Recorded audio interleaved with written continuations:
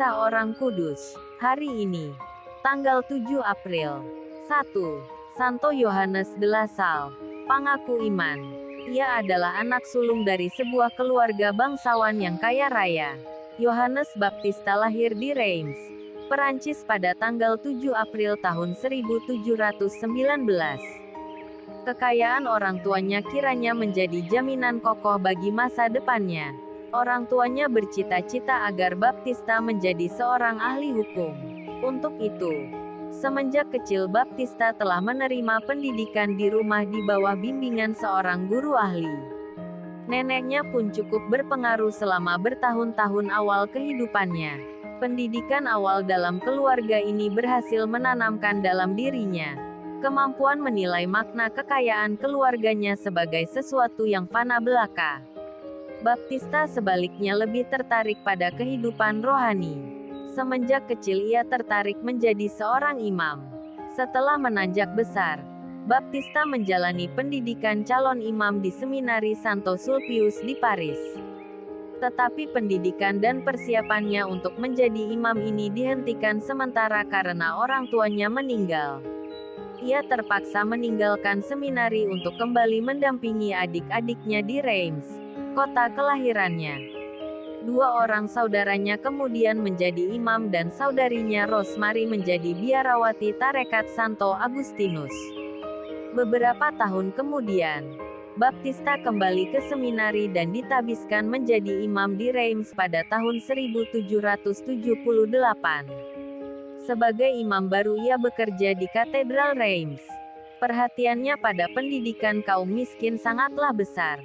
Seorang rekan imamnya, yaitu Pater Roland, seorang imam yang saleh, mempunyai minat yang sama dalam pendidikan kaum miskin, terutama anak-anak wanita yang berasal dari keluarga tak mampu. Pater Roland telah mendirikan sebuah sekolah bagi anak-anak ini dan menorganisir sekelompok guru dalam sebuah perkumpulan yang disebut Perkumpulan Suster-Suster dari Kanak-kanak Yesus. Baptista diminta oleh Pater Roland untuk membantu membina suster-suster itu. Sementara itu, Nyonya Maylever, yang punya hubungan keluarga dengan Baptista, ingin mendirikan sekolah untuk anak-anak lelaki yang ada di Reims. Untuk maksud itu, ia bekerja sama dengan seorang awam saleh, Andrien Niel. Dengan sebuah surat pengantar dari Nyonya Maylever kepada pemimpin perkumpulan suster-suster dari Kanak-kanak Yesus, Niel tiba di biara itu untuk mengadakan pembicaraan dengan mereka. Pastor Baptista segera merasakan pentingnya rencana ini. Dua orang lainnya telah membuka sebuah sekolah kecil di paroki Santo Mauritius pada tanggal 15 April tahun 1670. Sekolah ini dimulai dengan sukses, tetapi Niel yang ingin memperluas kegiatannya bersikap diam saja, banyak kali absen dari tugasnya. Tentang hal ini, Baptista merasakan suatu tanda bahaya.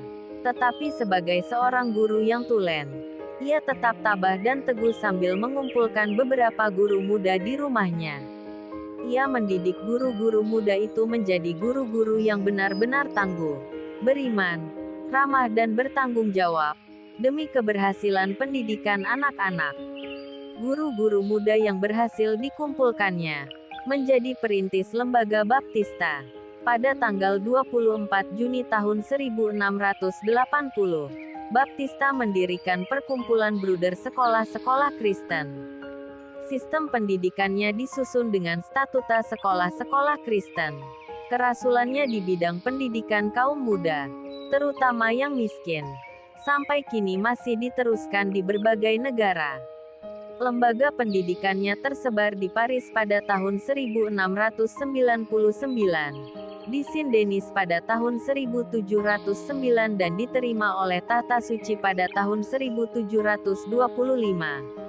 Baptista juga mendirikan sebuah seminari untuk mendidik para bruder dan yang lain untuk berkarya di antara para pengungsi Irlandia yang datang ke Perancis sesudah revolusi melawan para bangsawan Inggris pada tahun 1688. Baptista juga membuka sebuah sekolah teknik dan sekolah rehabilitasi untuk anak-anak nakal. Baptista dikenal sebagai seorang imam yang rendah hati, rajin berdoa dan bertapa. Kepemimpinannya atas tarekat yang didirikannya diserahkan kepada seorang bruder muridnya.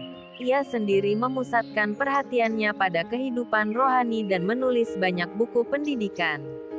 Setelah lama mengabdi gereja, Baptista meninggal dunia pada tanggal 7 April tahun 1719, tepat pada hari Jumat Besar. Ia digelari kudus pada tahun 1900 dan dinyatakan sebagai tokoh teladan para guru pada tahun 1950. 2. Beato Henry Walpole, martir. Henry Walpole lahir di Dorking, Norfolk pada tahun 1558 dari pasangan Christopher Walpole dan Margery Beckham.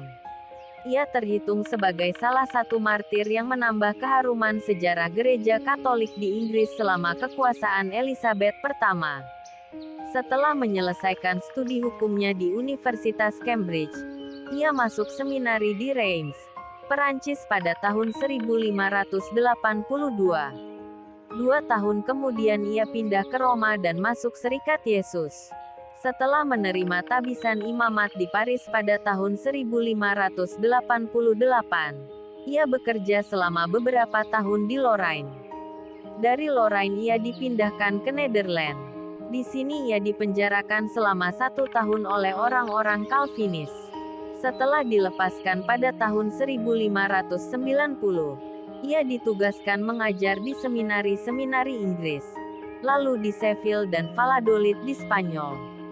Kemudian ia dikirim ke misi Flanders.